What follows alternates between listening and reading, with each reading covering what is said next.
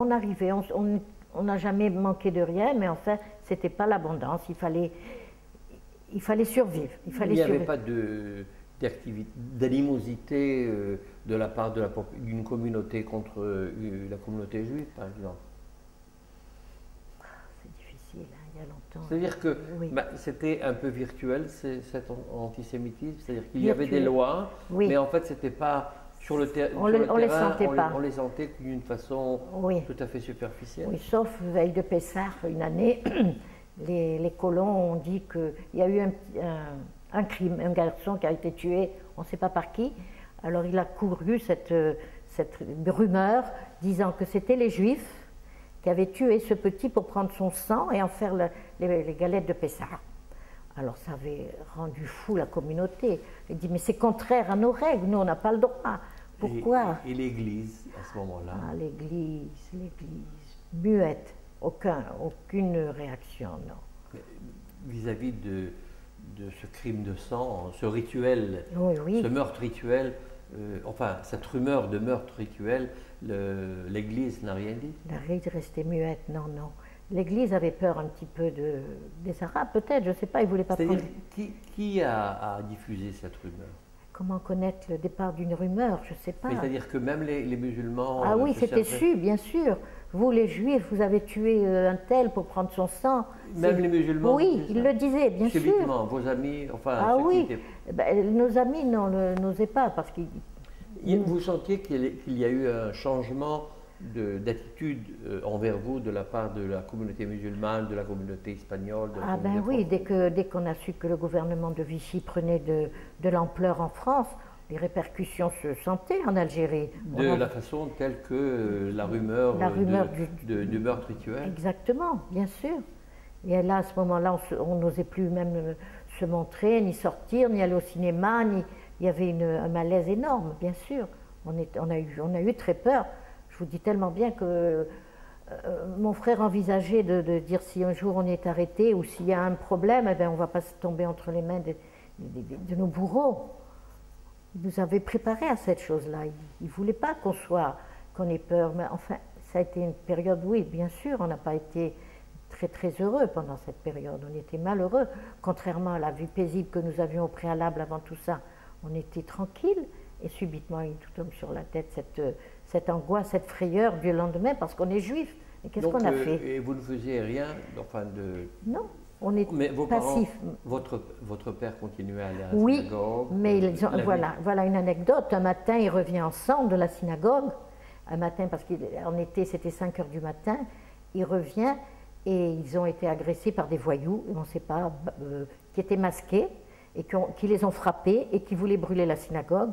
Ils s'en sont sortis de justesse. On le revoit revenir en larmes et grelottant et tout rouge. Qu'est-ce qui t'arrive? Ben voilà, on a eu des jeunes qui sont rentrés dans la synagogue avec des bâtons et des flammes. Ils voulaient brûler la synagogue, ils nous ont frappés.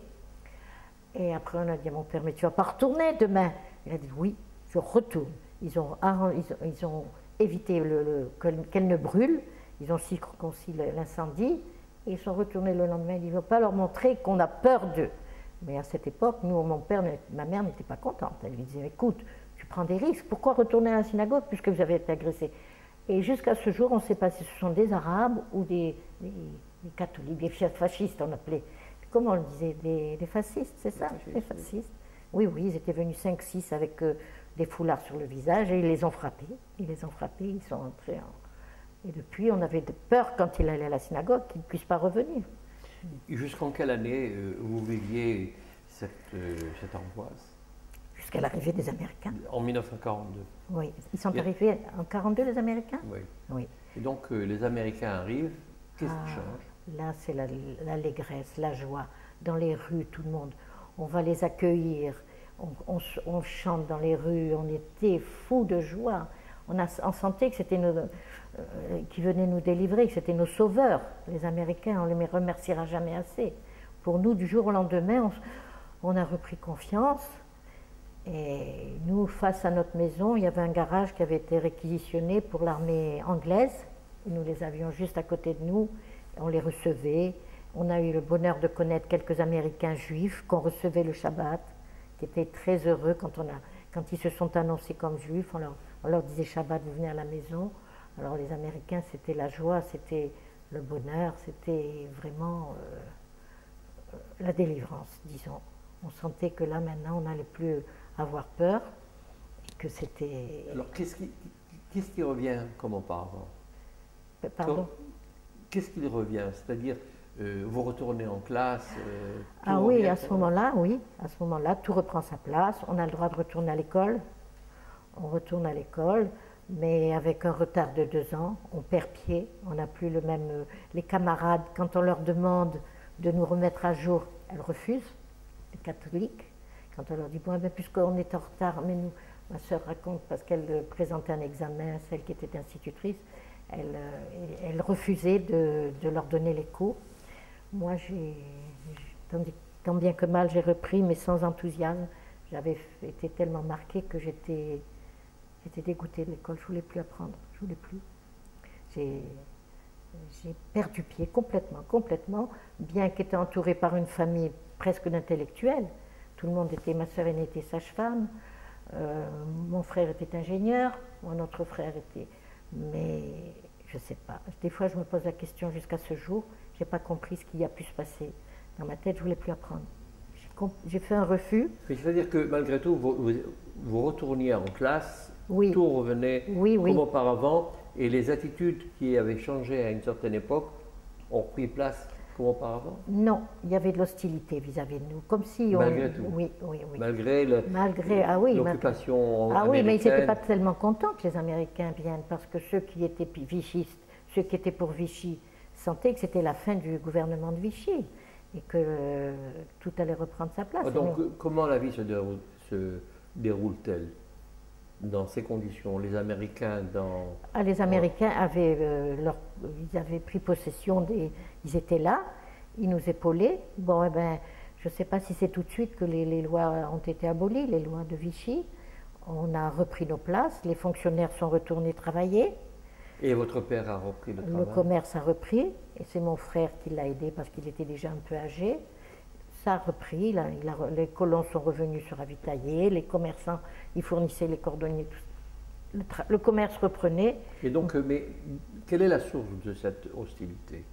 C'est-à-dire, de quelle façon se manifestait-elle?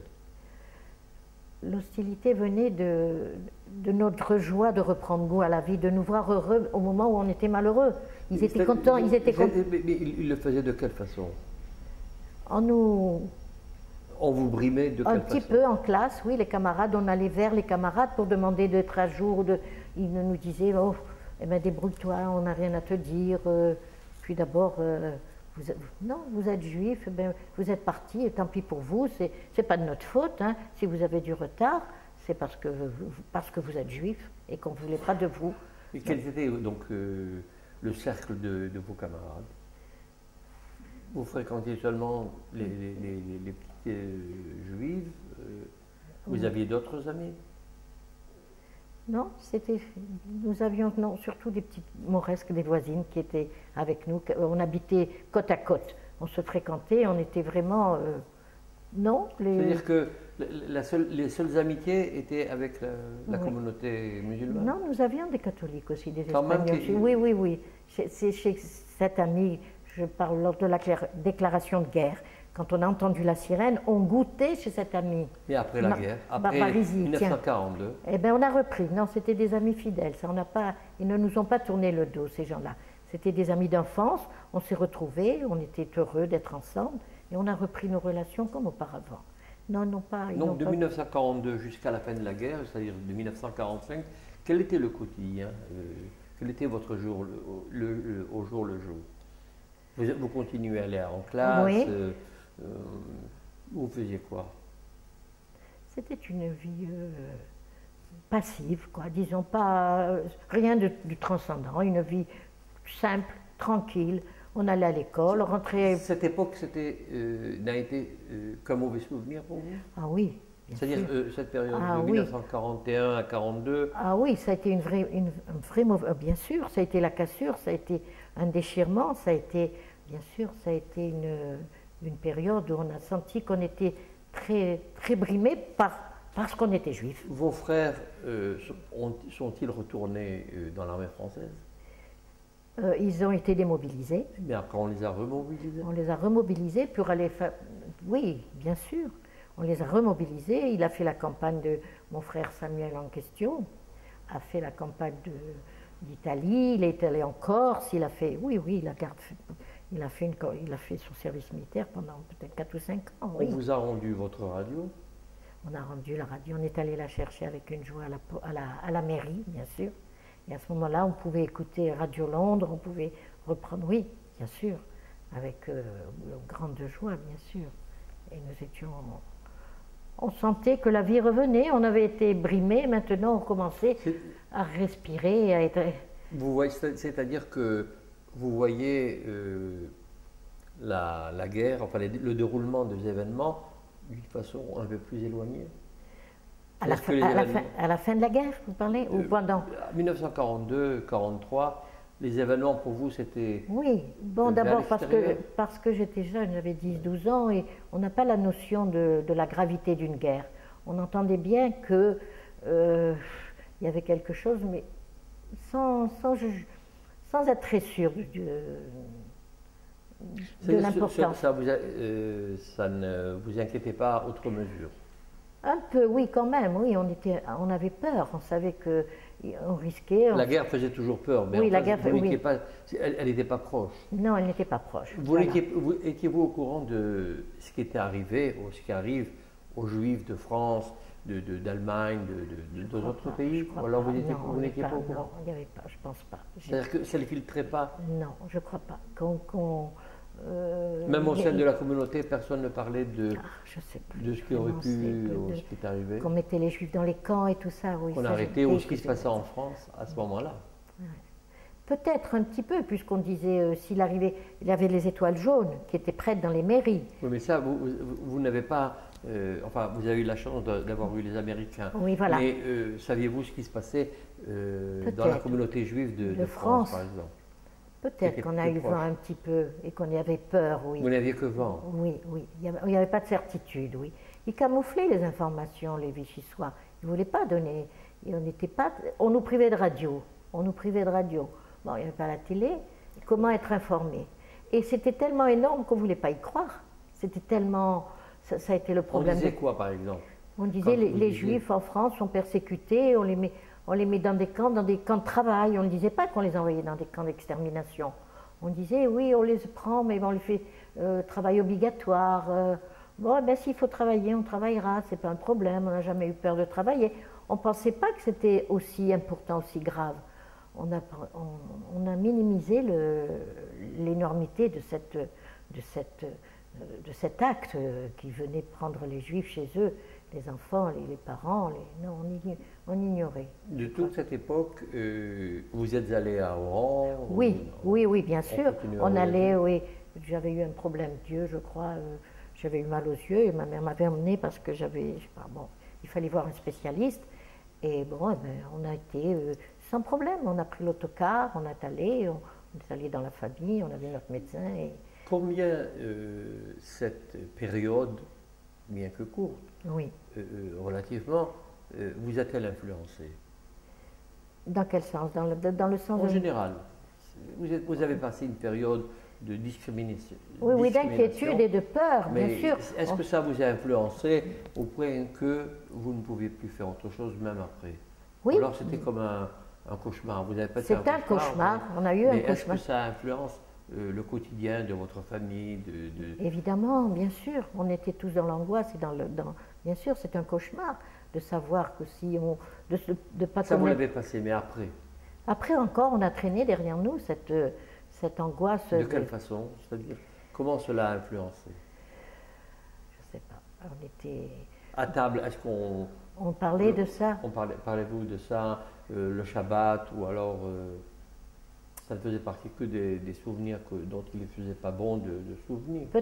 Peut-être qu'on occultait parce que on ne voulait pas nous faire peur. On ne voulait pas, surtout les petits, quoi. Nous étions considérés à l'époque. Maintenant, les enfants de 12 ans ont une maturité, mais nous, il y a 70 ans ou 78 ans, un enfant de 12 ans, c'était quantité négligeable. Hein. On ne pensait pas que c'était important. on évitait de donner de l'importance. C'est un enfant, les enfants d'ailleurs, c'est maintenant que les enfants ont de l'importance. C'est-à-dire que quelles étaient les relations parents-enfants? L'enfant était là comme oui, l'enfant n'avait pas. Oui, oui, tout à fait. On ne le mettait pas au courant de ce qui allait se passer? Non, je ne crois pas. Non, non, non. Surtout à l'époque, les familles nombreuses, ils avaient d'autres occupations, s'occupaient des aînés. Les petits grandissaient tout seuls, hein, ils grandissaient poussés par les frères aînés, mais ils n'avaient pas de personnalité. Ils étaient, c'est vrai, comme un objet. Tout à fait, vous l'avez dit. Il n'y avait pas ce poids de l'enfant qui donne son avis, qui est important. Non, non. Et alors, comment faisiez-vous pour vous mettre au courant, enfin pour vous stabiliser? Si les parents. Eh bien, on n'était pas stabilisés, justement. On était complètement perdus. Alors, quel était le point de repère à ce moment-là, lorsque les parents ne sont pas là pour vous mettre au courant, de vous donner vous éclairer, oui. En fait? Les parents existent, oui. Mais ils ne vous mettent pas au courant. Vous sentez qu'il se passe quelque chose. Quels sont les points de repère? C'est-à-dire, on demande à qui une aide, à qui vous met au courant, de quelle façon? Est-ce qu'on parle avec sa voisine, on parle avec son grand frère, on lui pose des questions, ou alors on vit une angoisse occulte comme ça? Je crois que c'est ça, vous avez dit le mot, on vit une angoisse occulte et on n'ose pas poser de questions parce qu'on sait que ça dérange, on n'ose pas, parce que d'abord, toi après tout, tu es qu'une enfant, ça ne regarde pas les enfants, ce n'est pas le problème des enfants. Oui, mais quand on a peur, eh bien, quand on a peur, on pleure, on se cache, on va dans un coin, on se met dans sa... Mais on ne pose pas de questions, on ne demande rien. Non. Et quel est votre... vous avez des amis à ce moment-là? On a des amis, oui. Quel est le contenu de nos conversations? Est-ce puisque vous vivez une certaine forme d'angoisse, une forme de peur, oui. Est-ce qu'on en parle avec ses amis? Est-ce qu'on dit, oh, cette nuit, j'ai très peur, qu'est-ce qui va se passer? Est-ce que tu as entendu que... Est-ce qu'il y a un contenu comme ça dans ces... Eh bien non, on ne communique pas du tout. Chacun occulte la question parce que ça fait mal et parce qu'on ne veut pas, je ne sais pas, j'ai pas souvenance de conversations importantes sur le sujet où on disait, tu te rends compte, on risque de nous prendre, nous les Juifs, on risque de faire comme en France, nous les Juifs d'Algérie, on va être mis dans des camps. Non. Lorsque tout ceci est fini, ça s'est évaporé? Ça s'évapore, oui. Alors donc, 1943, comment commencez-vous revenez-vous à la routine de votre vie? Bon, on reprend le chemin de l'école, on reprend une vie courante et vraiment, on fait table rase de tout le passé et on repart sur des bases meilleures et on se renseigne. À ce moment-là, on apprend ce qui s'est passé pour les Juifs de France et de Pologne. C'est 1945 déjà. On est déjà catastrophé. On se pose la question, on se demande si c'est vrai, parce que c'est tellement énorme qu'on n'arrive pas à croire que c'est vrai. Et les autres communautés, lorsqu'ils apprennent l'envergure de cette catastrophe, oui. de quelle façon? Je crois qu'ils restent insensibles. Ils se sentent pas. Ça ne les concerne pas? Pas du tout. Enfin, vous sentiez que ça les concernait pas? J'ai l'impression, oui. Oui, parce qu'ils n'en parlaient pas. Ils n'avaient pas l'air offusqués, ni l'air scandalisés. C'est-à-dire, de quelle façon avez-vous appris l'envergure de l'Holocauste? De quelle façon? De par les journaux, de par... Bien sûr, par les journaux, par l'information, puisqu'on avait repris les radios, et par... oui. Est-ce que on arrive en classe, vous saviez ce qui est arrivé? Est-ce qu'on en parle dans la classe? Est-ce qu'on dit à son ami, à sa voisine? Tu te rends compte ce qui s'est passé? Non, ça a été le blackout complet. Personne ne voulait commenter la chose. D'abord, on n'y croyait pas. On n'y croyait pas, on ne pensait pas que c'était réel. Et puis, non, je n'ai pas souvenance qu'on ait mis l'accent là-dessus et qu'on ait dit, tu te rends compte, le scandale, il tue les gens. Disons 1945, mais 1950, 1953, est-ce que ça se cristallise, l'Holocauste, enfin la Shoah? Ah oui, quand même, oui. Est-ce qu'on en parle dans les communautés, on parle dans les familles? Bien sûr, à ce moment-là, bien sûr, ça commence à scandaliser, à se demander si c'est une chose. Ah oui, bien sûr, on est... Et alors, quelle est votre attitude vis-à-vis de ça aurait pu nous arriver? C'est difficile à dire. Comment pensez-vous qu'on puisse se mettre dans la peau de gens qui ont été brûlés comme ça? Non, mais c'est-à-dire personnellement. c'est-à-dire personnellement, vous dites, on l'a échappé belle. Oui. Pourquoi nous? Non, c'est-à-dire que on ne sait pas. Bon, pourquoi Dieu nous a épargnés à nous et n'a pas... Bon, c'est la question du croyant. Mais de toute façon, après la guerre, jusqu'à votre départ de l'Algérie, oui. Personne n'a mis le point sur l'Holocauste. Il n'y a que après votre retour en France, oui. ça s'est développé, mais pendant toute votre période d'après-guerre en Algérie, on n'en parlait pas. Non, je ne crois pas. Hein. C'est vrai que c'est un manque, ça en aurait pu... Il y a eu table rase, c'est-à-dire ça s'est évaporé comme si rien n'était. Mais alors, le fait de revenir avec les mêmes communautés, qui ont traversé les mêmes événements, d'un côté ils étaient indifférents, et dans cette période troublée de la guerre d'Algérie, y a-t-il un fervent d'antisémitisme, par exemple? Quand les Algériens ont demandé l'indépendance? Avant, pendant toute la guerre d'Algérie. N'oubliez pas que, disons, y avait-il peut-être des gens de droite, des anciens pétainistes qui ont fait refaire surface. Bien sûr, ils étaient pro-colonialistes, bien sûr. Antisémites. Donc, oui, il y a eu ce mouvement de colons qui se sont mis, qui voulaient l'Algérie française, contrairement... Est-ce que c'est impliqué les Juifs, ou alors les Juifs ont fait connivence avec eux? Non, les Juifs sont restés avec l'Algérie française.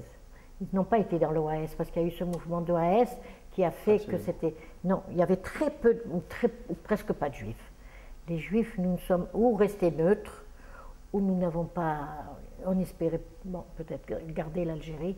On n'y croyait pas. On était avec on était... Bon, c'était une période... Mais y avait-il un antisémitisme latent? Oui, bien sûr. Qui se manifestait de quelle façon? Eh bien, il y avait des attentats des deux côtés. L'OAS manifestait, tuait contre l'OAS, contre les Arabes. Et s'il y avait quelques Juifs qui soutenaient les Arabes, il y a eu quand même quelques Juifs, des communistes qui ont épaulé, qui les ont aidés, qui les ont encadrés même. La rébellion algérienne était encadrée par les communistes. C'était pas un antisémitisme ouvert? Non, c'était latent, c'était en sourdine, en caché. Nous n'avons jamais fait de politique, on n'essayait pas de se mettre en avant, mais ceux qui étaient politiques faisaient, certains Juifs ont aidé les Félagas. Les Félagas, c'était les Arabes qui voulaient l'indépendance. C'était les troupes algériennes, rebelles d'Algérie. Voilà, c'est ça, qui voulaient l'Algérie française. L'Algérie musulmane. Oui, l'Algérie musulmane, excusez de l'erreur.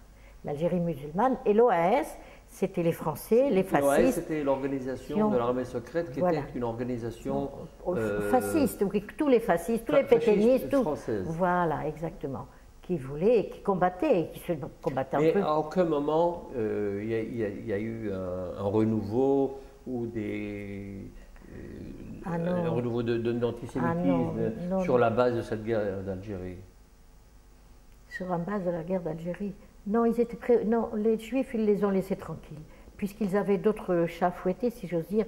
Les Algériens voulaient l'indépendance et les Vichy, ceux de Vichy voulaient l'Algérie française. Alors ils étaient occupés et nous ont laissés tranquilles, je crois. À votre avis, comment les Juifs ont-ils réagi parce qu'en fait, c'est ces deux communautés qui s'affrontent et il y a une troisième qui est les Juifs. Oui. De quelle tendance? Eh bien, on était très mal, on ne savait pas. Alors, quand on nous demandait qui est de l'OAS, on disait non aux Arabes. Et quand les Arabes nous disaient, quand les Arabes nous demandaient, ah, tes parents sont de l'OAS, on disait, ah non, nous on ne fait pas. Et quand les Algériens nous demandaient, vous nous aidez ou vous êtes pour l'Algérie algérienne, on était entre deux feux, on ne savait pas, on était entre deux feux. Et finalement, vous avez opté pour le retour en France? Ben évidemment, on sentait le danger. On a quitté, nous, avant l'indépendance. Parce que vous sentiez que malgré tout, les musulmans, vos relations avec la communauté musulmane s'étaient altérées avec le temps? Oui, bien sûr. Il montrait qu'il fallait qu'on parte, que notre place n'était plus là et que l'Algérie allait être algérienne et qu'il fallait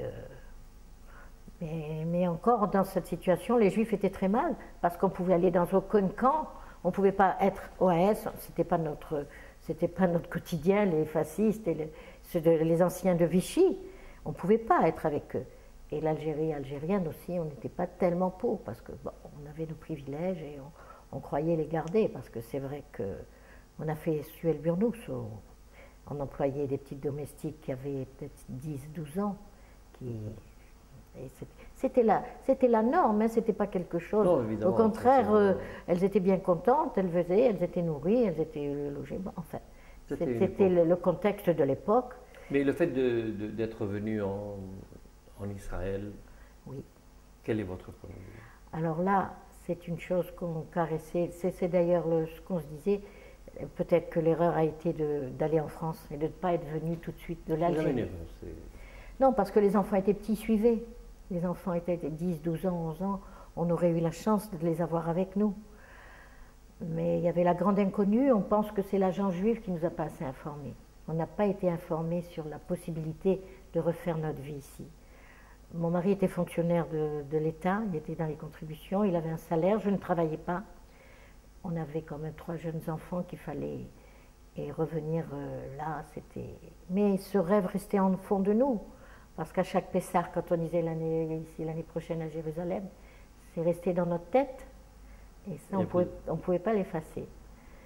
Et voilà, le vœu s'est réalisé. Finalement, vous avez réalisé le vœu est réalisé. Et vous vous sentez aujourd'hui comme... complètement israélienne, adorable. Ce pays nous enchante, on l'adore. Il y a 20 ans qu'on vient tous les ans pour faire des volontariats, pour l'aider, à notre petite mesure. Hein. Vous avez des activités de volontariat au sein de l'armée, oui. Oui, on a encore fait ça la semaine dernière. On a fait les colis de Pessah pour les militaires. On a travaillé pendant 3 jours. De 8 heures du matin à 5 heures du soir. Et puis on est prêt à être rappelés s'ils ont besoin de nous, ils nous connaissent.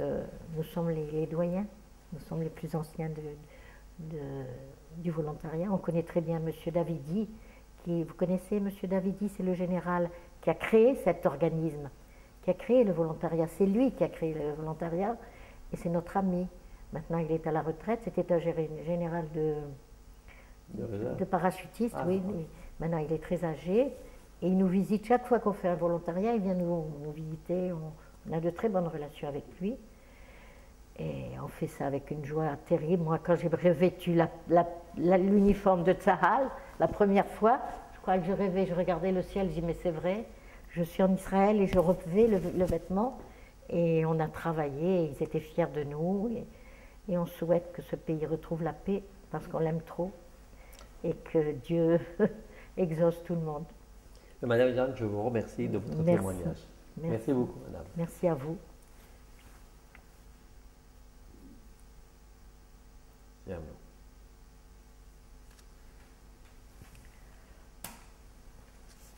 voilà. Voilà ce qu'on peut faire pour